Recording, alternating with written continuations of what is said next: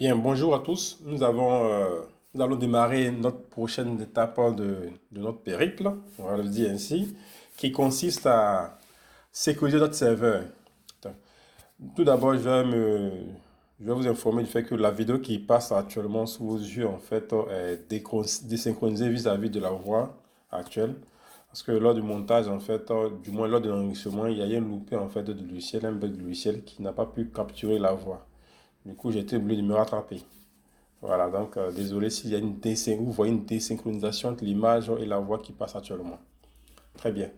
Donc, en première étape, nous allons nous connecter à notre serveur. OK?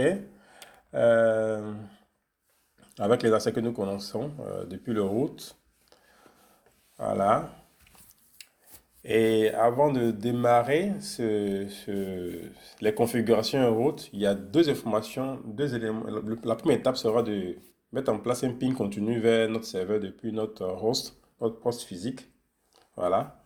Nous allons le mettre en place.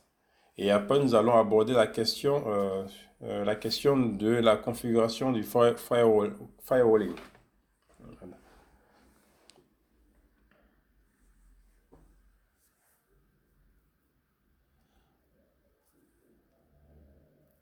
Donc, pour faire un ping depuis notre ordinateur local vers le serveur distant, Windows R pour afficher le prompt CMD et on tape CMD dans le prompt. Partant de là, on a notre prompt qui s'affiche du moins. Et nous pouvons lancer un ping T vers notre serveur distant. Voilà. Du coup, à partir du moment là, on a un visuel en continu sur le ping qui s'effectue. Très bien. Next step, le firewalling. Ce qu'il faille dire, initialement, on avait prévu réaliser la configuration de notre firewall en mode, du mode not actif, en mode fantôme, qui consiste à tout refuser d'emblée, qui est la règle principale de tout IT, le premier principe de sécurité IT. Voilà, tout supprimer et autoriser au fur et à mesure, tant qu'il qu'on sache exactement ce qu'on veut autoriser. Voilà. Donc, c'est ce que nous avons voulu faire initialement, mais nous ne pourrons pas. Parce qu'à l'état actuel, j'ai une connexion distante à notre serveur. Et si jamais j'applique la première règle qui est de tout supprimer, automatiquement, systématiquement, je perds la main sur le serveur. Parce que lorsque je vais passer la première règle qui est le input drop, qui consiste à supprimer toute requête, empêcher du moins toute requête vers le serveur d'input, c'est ce à quoi ça sert. Automatiquement, je perds la main. Parce qu'il y a des requêtes en continu, des SSH en fait, puisque je me connecte en SSH sur le serveur. Systématiquement, je veux perdre la main. La deuxième règle du mode fantôme, c'est du moins qui est de tout supprimer, c'est de tout bloquer, qui est le drop output, voilà, et le drop forward.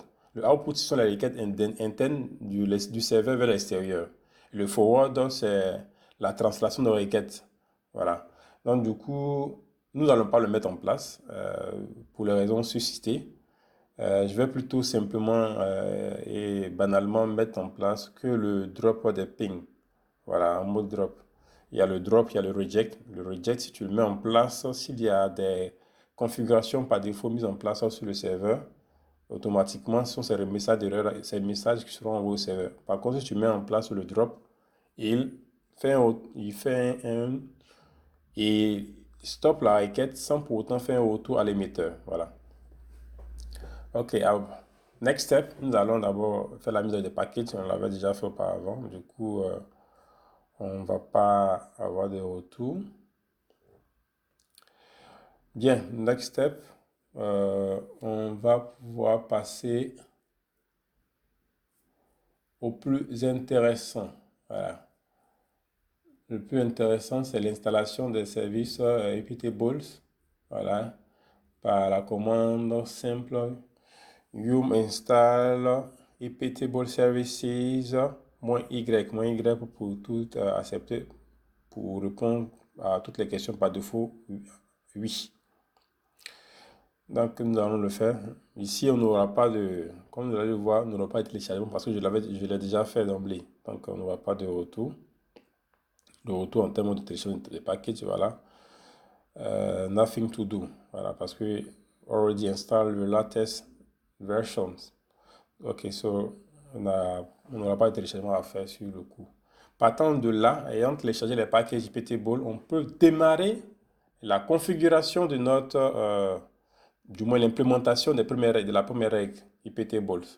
Nous avions dit, nous allons faire le blocage systématique de l'ICMP, voilà, qui est de ping. Voilà, mais d'emblée, nous allons lister l'ensemble des règles mises en place. Voilà.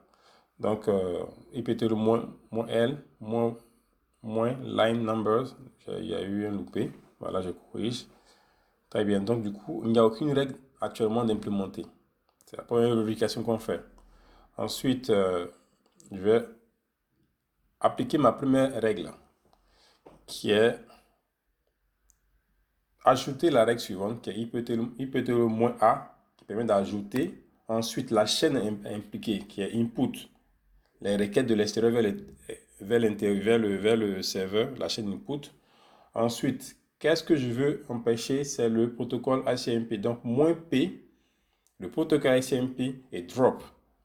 Voilà. Donc IPT le -A pour ajouter, input pour la règle, pour la chaîne, -P pour le protocole. On définit le protocole. Ensuite, la règle, qu'est-ce que tu veux faire? Donc, -J. -J, je fais un drop systématique. Voilà, donc drop, je tape entrée. Ainsi, donc, ma règle est implémentée. Je peux voir la liste des règles implémentées. Je revois de nouveau la liste. Voilà. Mais bien avant, en parallèle, on vérifie si le ping est toujours actif.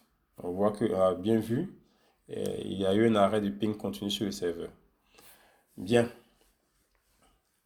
Donc là, on est à ce niveau, nous sommes bons. Nous sommes bons à ce niveau. Je crois que partant de là, on va passer à une autre étape. Mais comme déjà annoncé, si nous avions mis en place le mot fantôme, nous aurons systématiquement perdu la main. Et même si on voulait spécifier les règles telles que SSH sur le port 22, définir, remover tout ce qui est connexion automatique, j'estime que ça n'aurait pas servi à grand chose en fait. Puisque là, tout est autorisé et tu veux autoriser spécifiquement quelque chose. Ça aurait effectivement apporté un plus, mais ça aurait été du temps, un guillemets, pas optimisé, vu ce que nous avons fait par la suite. Donc, j'ai préféré mettre en place rapidement cette règle-là pour qu'on puisse continuer le POC, vu que ce n'est pas l'élément premier de notre POC, mais quand même une étape à marquer. Voilà. Pour juste parler de la sécurité dans la gestion d'un tel projet. C'est un élément à prendre en compte lorsque vous gérez un projet de cette envergure-là. La sécurité doit être un élément à prendre en compte dans tout projet, surtout un projet IT. Voilà, donc, la documentation sera mise à jour dans cet objectif-là, afin que les informations, la commande, les règles et les différents éléments rajoutés à ce plan de travail-là puissent y figurer. Donc, ainsi, donc, cette première étape-là est terminée. Je vous exhorte à pouvoir me faire des retours s'il y a lieu. On passe à la seconde étape. Donc, pour la seconde étape, c'est simple. Nous allons générer la clé.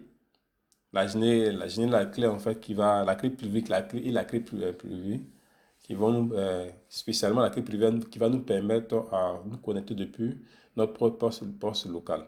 Il est extrêmement important de keep safe la clé privée. Il faut garder la clé privée dans un endroit secret. Si jamais un attaquant a ta clé privée et qu'il connaît ton IP, systématiquement, tu es mal.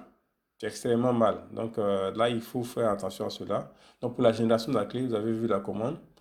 On va, comment dirais-je, une étape qui est de, comment dire, rédiger bon, la clé publique dans le Authorized Public Key.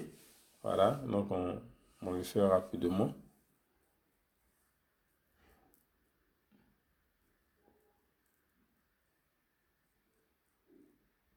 Si vous avez des questions, vous pouvez me les soumettre en commentaire sur la page LinkedIn ou sur YouTube, tout autre moyen. Voilà. Donc, n'hésitez surtout pas à le faire et ça sera pour moi un plaisir. Et même si vous avez des éléments argumentatifs, c'est-à-dire une proposition contraire, vous me les soumettre, on va échanger à ce propos-là cordialement afin de pouvoir agrandir notre connaissance sur le sujet. Voilà. Donc, l'ayant fait, on va passer à une autre phase de la mise en place euh, de la connexion sans mot de passe. On va récupérer notre IP, notre clé privée. Voilà. Donc, avant cela, nous allons le déposer dans le répertoire /tmp pour le récupérer rapidement. Voilà. Sachant que là où on l'a déposé, il va falloir le supprimer plus tard. OK. Donc, c'est le /tmp. Désolé, j'ai omis en début. Je le remets. Le /tmp. Voilà. Partons de là. Ayant fait, je vais ouvrir le petit, du moins le WinSCP, voilà, qui est un logiciel qui nous permet de faire la récupération de fichiers. Donc, on va le prendre, ce fichier, on va faire de la mise à jour. Voilà. J'ai mon IP que je connais. Par contre, le mot de passe. Voilà. Le mot de passe. Je l'ai pas systématiquement, je vais le prendre rapidement. Vous allez le voir brièvement, mais bon, ça c'est brièvement. Vous pouvez faire le test entre temps, mais bon, d'ici là, il n'y aura plus d'accès avec le mot de passe. Ok, très bien. Ok, je me connecte au serveur avec, avec WinSCP. Je vais dans mon répertoire /tmp. Voilà. Et je vais créer un répertoire voilà, qui sera destiné à recevoir le fichier.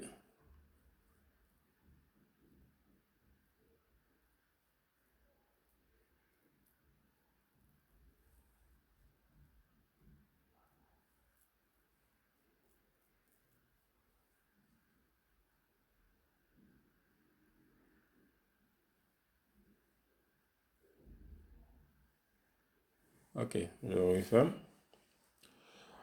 Partant de là, ce fichier, la clé privée, nous allons le transformer en un fichier qui est un fichier .ppk qui est le format compréhensible par PuTTY qui dans la mise en œuvre de la connexion distante via clé. Donc avant de pouvoir générer ce .ppk là, j'utilise le PuTTY Generator. Voilà, donc dès qu'il est lancé, je localise ma clé privée. Voilà. Et je localise, je localise ma clé privée, je le charge dans le logiciel. Paraphrase no, puisque j'ai pas, on n'a pas accepté le paraphrase.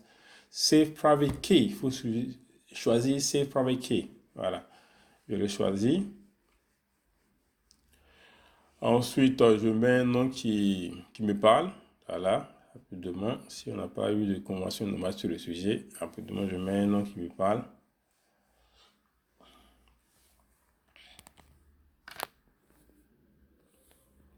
OK. Et enregistrer. Super.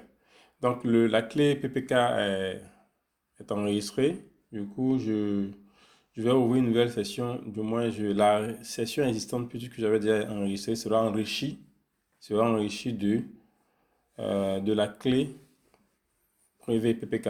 Donc, je le charge à ce niveau. Voilà, très bien. Et je lance, d'abord, je fais une apply. c'est un save d'abord pour pouvoir sauver la configuration pour plus tard. Ok, super. Donc là, comme vous le voyez, j'ai pas eu en taux de mot de passe. J'ai accès au serveur. Donc, action successfully done. I said your English, guys. Et avant ça, il me faut supprimer le mot de passe, l'accès au mot de passe. Mais avant toute modification d'un fichier, il faut prendre le soin de sauvegarder le fichier. Avant toute modification d'un fichier de configuration, il faut toujours réaliser la sauvegarde. Extrêmement important. Ça peut sauver votre emploi. Voilà. Donc, c'est d'expérience qu'on le dit.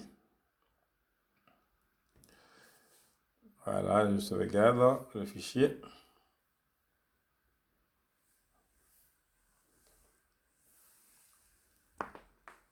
Super. Très bien. L'ayant fait, je peux répartir la conscience tranquille dans le fichier et je localise le password qui sera remis à, par défaut il est commenté, donc je le décommente, je le mets à no.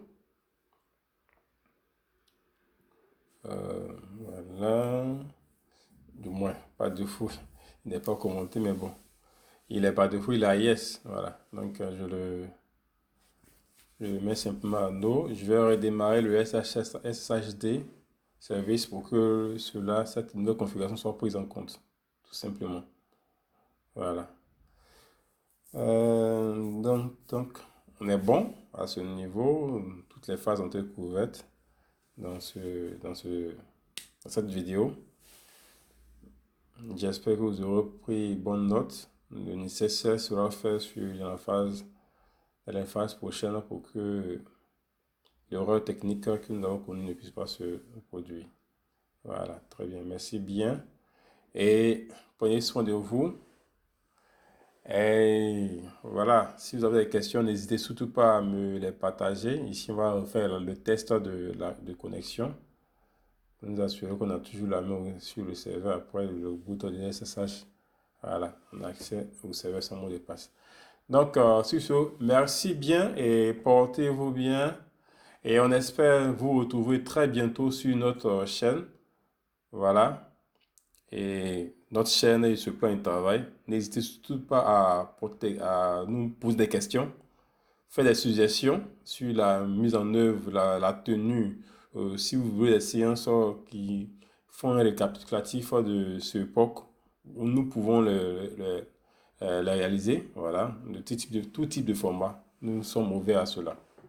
Donc, portez-vous bien et sachez que très bientôt, c'est-à-dire je pense dans 2 jours maximum, nous allons pouvoir passer à la next step.